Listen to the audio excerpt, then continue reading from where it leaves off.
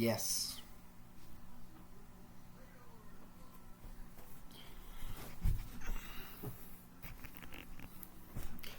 Tis a package. Tis a birthday present. Thanks, Mimi. Pull it open.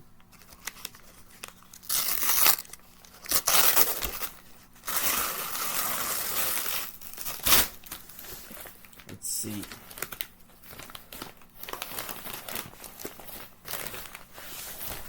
Take a look.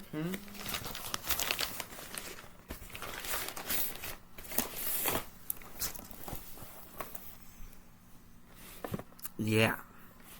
It is a console. Control deck, 2 controllers, software sold separately. Oh no. AC adapter, AV cable. Oh, I don't have any games yet. And this is basically a Sega Genesis console sort of thing.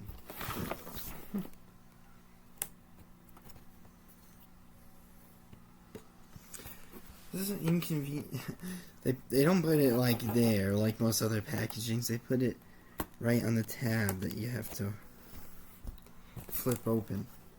So it's not as easy to stick a little blade in there. But I did it.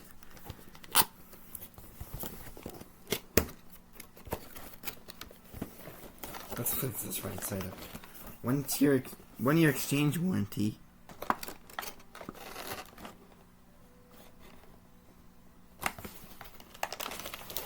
Okay. So, I know it's kind of weird. I've been awfully quiet. I'm a big Nintendo guy. I'll tell you that much. So this is an interesting path for me. I play Sonic CD on my Sonic Gems collection in GameCube, and I played the Sonic 1 and 2 ports on mobile when they were available. But, I have Sonic CD and Sonic Gems collection. I thought we'd get this, and we get some copies of Sonic 1, 2, 3, Sonic and Knuckles. Some dust over there. So it's a little weird to have getting a console that's not, meant to play Nintendo games. But not really.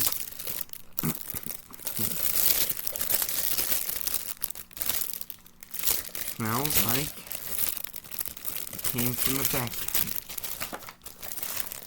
So, just switch from on and off. Very clicky reset button.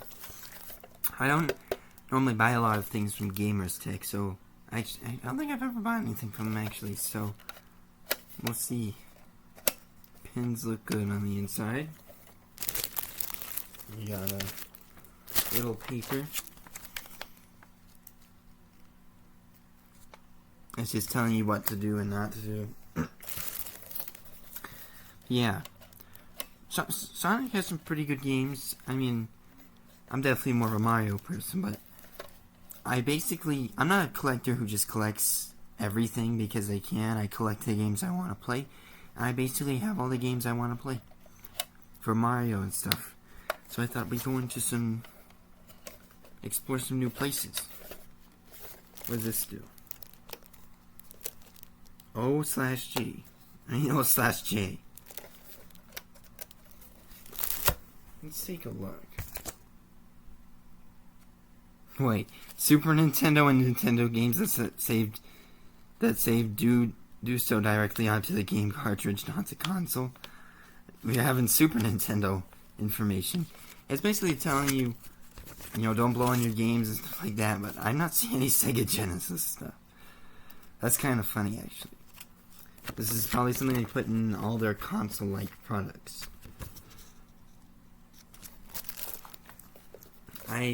So I have a Classic 2 that plays NES and Super Nintendo games. And I guess I could have got the Classic 3, but it's more expensive to do that. And I already can play NES and Super Nintendo games. This was the better option, something that just plays Genesis games. And also, I think I think the Classic 2 looks a lot cooler than the Classic 3. Don't tell Old School I said that. Okay, you can tell him. It's just the Classic 2 has the cool Super Nintendo looking design. So this is the Minigen, my gamer kit.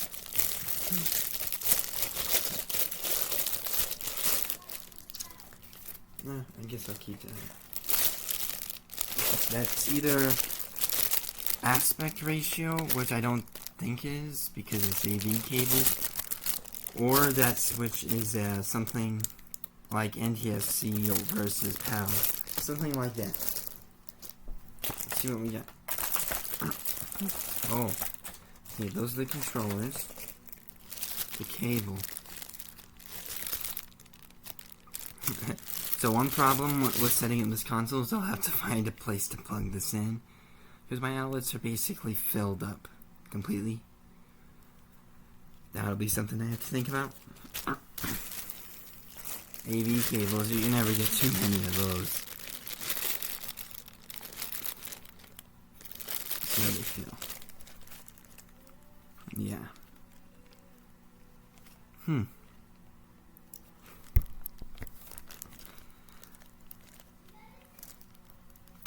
Most AV cables have like a rubbery plastic here. These have kind of a solid plastic. It bends very little. There you go, some nice little AV cables. I'm curious about is the controllers. Oh wow, that has a lot of weight to it. I've never used a Sega Genesis controller, and this isn't an official one, but it'll give me an idea of what they feel like. That's the start button. Okay, there's D-pad. Okay. It feels good and responsive. Oh, that is interesting. I have a little dot there. I forget what it's called. Oh, what's this? A mode button. I don't know what that does. It feels good. I will say I definitely prefer the feel of more Nintendo style controllers like NES or Super Nintendo. And I don't have official NES controllers. I think I prefer the layout of those more. It's kind of ergonomic with this shape in the back. Oh, it's not bad, but it definitely feels kind of weird to me. And then there's the plastic. Woo! It's kind of weird plastic. It's slightly see-through in some areas and not in others. So I think what I'm going to do is I'm going to figure out how I'm going to set this up. And I'm going to set it up because just look at my current situation. It's the whole shelf is filled with consoles. Yeah. Okay guys, TMG here. I'm back the next day. Another package the next day. I was told it was going to come Monday, but it came the day after that package, the other package, which is perfect. Because you need it to use the Minigen console. I mean, how are you going to use your Minigen console if you don't have any games for it? Right? So let's just rip this open. Well, it's definitely a game. Oh wow, Sega Genesis games are so light. Wow. It's kind of crazy how light this is. Now, I got this. Thank you, Mimi, for this. Wow, I mean, NES games and Super Nintendo games have a hefty weight to them. This feels so light. If you put this in my hand, I wouldn't guess it was a game cartridge. It's just so light. Sonic Classics. What does that say? Looks like it's from some game store or game rental thing. The screws look to be made of plastic in the back. I could be wrong. It could just be metal painted black. Sonic Classics includes 3 great Sonic games. Now, you can get this for like $10, and it has Sonic 1, 2, and Dr. Robotnik's Mean Bean Machine. Or you can buy Sonic 1 by itself for $10, Sonic 2 by itself for $10, and I don't know how much Dr. Robotnik's Mean Bean Machine goes for, but this is definitely the most bang for your buck, especially if you want to play the original games on the original, cartridges. This is the way to go. Basically 3 games in one. You have Mario and Duck Hunt. This is basically Sega's Mario and Duck Hunt. That's the way I describe this.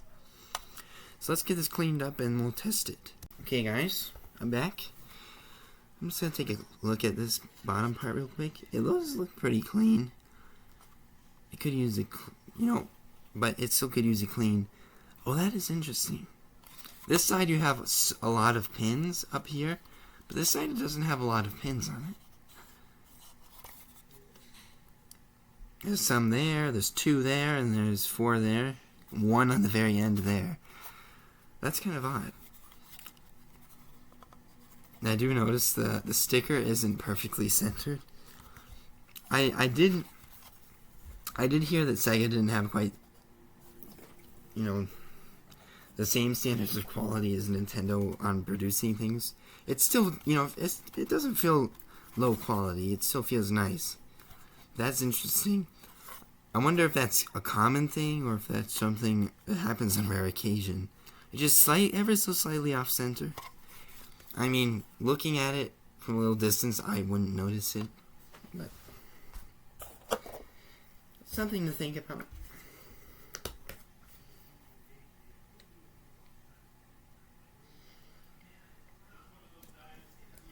So my rubbing alcohol bottle has this little tip on it. It is nice in a way, but it can also be inconvenient because if I squeeze it, that happens. Okay. Let's see how much grime we can get off of this. Not a lot. It looks like the previous owner probably kept pretty good care of this. In fact, I'm not getting anything. Usually, oh no, there's a little. Usually when I get something, a used game, especially an older one, there usually tends to be a lot of black stuff that comes out. There's a little bit, but not too much. Now let's try this off.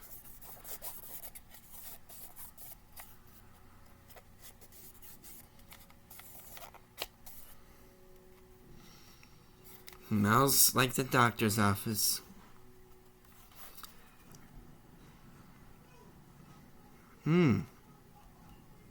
Interesting. It says Canada, Europe, Hong Kong. I hope I don't have the, the wrong country's copy. I mean, I know the European version definitely has a different cover than this. I didn't notice that before. You can see Green Hill Zone in the background there. That's cool. And there's Dr. Robotnik. I guess you can also call him Dr. Eggman. I mean, sometimes I believe you can correct me on this because I'm not some giant Sonic fan, but I believe his real name is Dr. Robotnik, but he's jokingly called Eggman by Mr. Sonic here. Let's get to booting this game up and not only seeing if it works, but also if the console works. Okay, so we got 2 screens here. Let's make sure this is on the right channel before we put the game in and boot it up. I hooked this up. It took me like an hour because I had to reorganize all the cables. But in order to make this so I could fit it, I had to connect these 2 TVs. So now if you connect anything AV to over here, it'll be on this screen and this screen. This one has input lag, this one doesn't. Oh, sorry, screen. Precious, my precious. There's not too many screens you can find without input lag. Okay, it's definitely the right one. Let's see. That went in.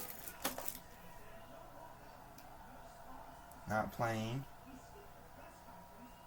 Oh. I have a feeling I know what's wrong. There is a switch on the back.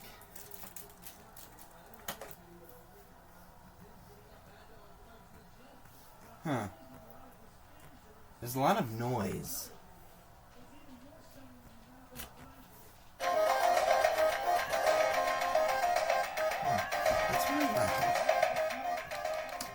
Something weird's going on.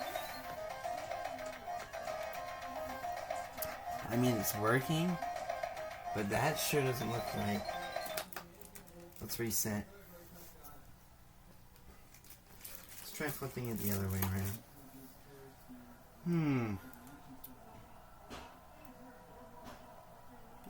I don't think it's supposed to look like that. That one's not even working. Okay. We finally got it working as intended. I just fixed the audio. Some reason, some audio cables caused the screen to have problems. I was lucky and one of them didn't. So yeah. I'm gonna play the game now. Maybe I'll show you some footage.